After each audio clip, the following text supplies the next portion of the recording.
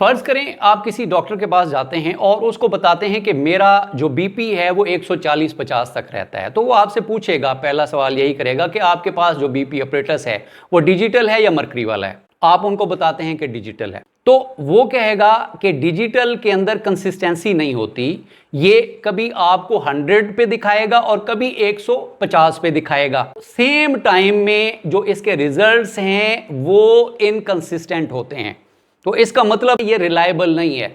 आप दूसरा मरकरी वाले से चेक किया करें, उससे जो रीडिंग होगी वो रिलायबल होगी। किसी भी टूल की, किसी भी टेस्ट की ये खुसूसियत, वो आपको रिजल्ट रिपीटेडली कंसिस्टेंसी के साथ एक्यूरेट देता है। इस क्वालिटी को हम रिलायबिलिटी कहते हैं। टॉपिक रिलायबिलिटी और इसकी टाइप्स को हम आज डिस्कस करेंगे। रिलायबिलिटी क्या होती है?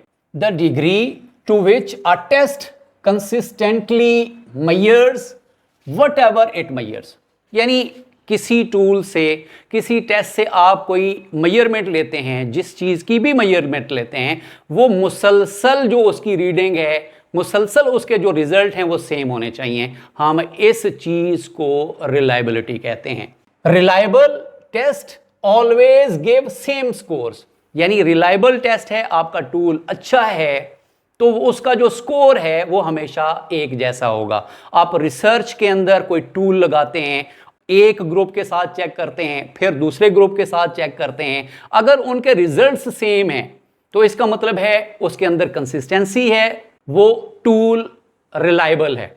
आप क्लास के अंदर टेस्ट लेते हैं और मुसलसल उसका जो स्कोर है वो तकरीबन मिलता जुलता होता है, एग्जैक्ट सेम नहीं हो सकता, तो उसमें बहुत सारे और फैक्टर्स भी आ जाते हैं। मिलता जुलता होता है तो हम कहेंगे कि ये बहुत सारा रिलायबल है।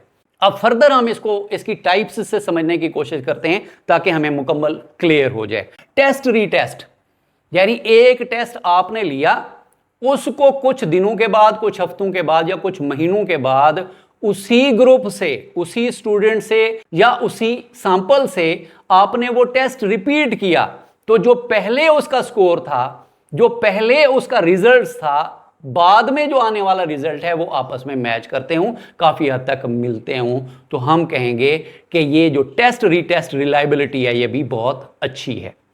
तो एक ही टेस्ट है, उसको हम कुछ इंटरवल के बाद दोबारा अप्लाई कर रहे हैं सेम टेस्ट को, और उसका रिजल्ट जो है ना वो सेम रहता है, तो इसको टेस्ट रीटेस्ट रिलायबिलिटी कहते हैं। इक्विवेलेंट फॉर्म रिलायबिलिटी ये क्या होती है?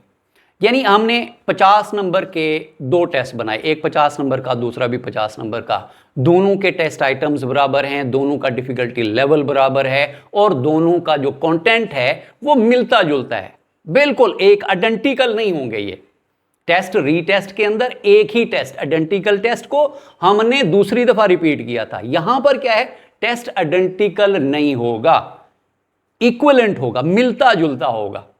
वो जब हम एक ग्रुप के ऊपर अप्लाई करते हैं, एक टेस्ट अप्लाई करते हैं, बाद में दूसरा टेस्ट उससे अप्लाई करते हैं, और दोनों के जो स्कोर्स हैं वो आपस में ममासलत रखते हैं, आपस में मिलते जुलते होते हैं, तो इसको हम कहेंगे कि जो इक्विवेलेंट फॉर्म रिलायबिलिटी है टेस्ट की वो बेहतर है। अगर वो मैच नहीं करते तो हम कहेंगे कि ये टेस्ट जो है रिलायबल नहीं है। तो ये भी टेस्ट की रिलायबिलिटी चेक करने का एक मेथड हो सकता है। तीसरे नंबर पर है स्प्लिट हाफ।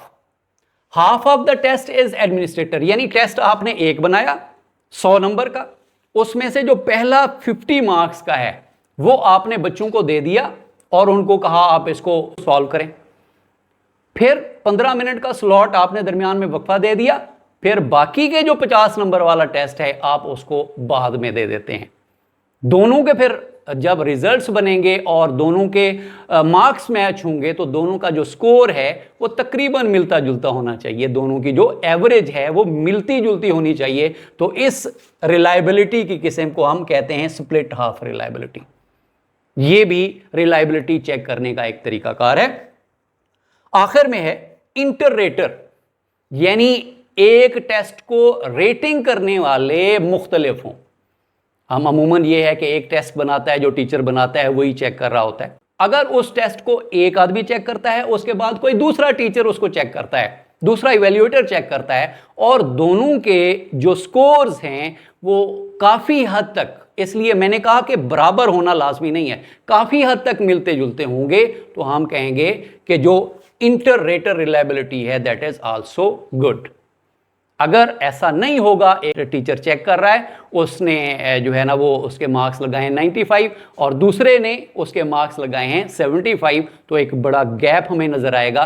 तो उनके अंदर जो इंटर रिलेशन होगा वो इतना कोई मजबूत नहीं होगा, कंसिस्टेंसी हम कहेंगे टेस्ट के अंदर नहीं है, इसलिए ये रिलायबल नहीं है। तो ये जो 4 टाइप्स थी वो टेस्ट की रिलायबिलिटी को मैयर करने के लिए, उसकी कंसिस्टेंसी को मैयर करने के लिए, ये वर्ड आपने याद रख लेना है, कंसिस्टेंसी। कोई आपका टूल बार बार मिलता जुलता स्कोर देता है, थोड़ा सा प्लस माइनस चलता है लेकिन मिलता जुलता स्कोर देता है, तो हम टेस्ट की इस क्वालिटी को रिलायबिलिटी कहते हैं। यह था आज का हमारा मुख्तसर सा टॉपिक। आपके टाइम देने का बहुत बहुत शुक्रिया।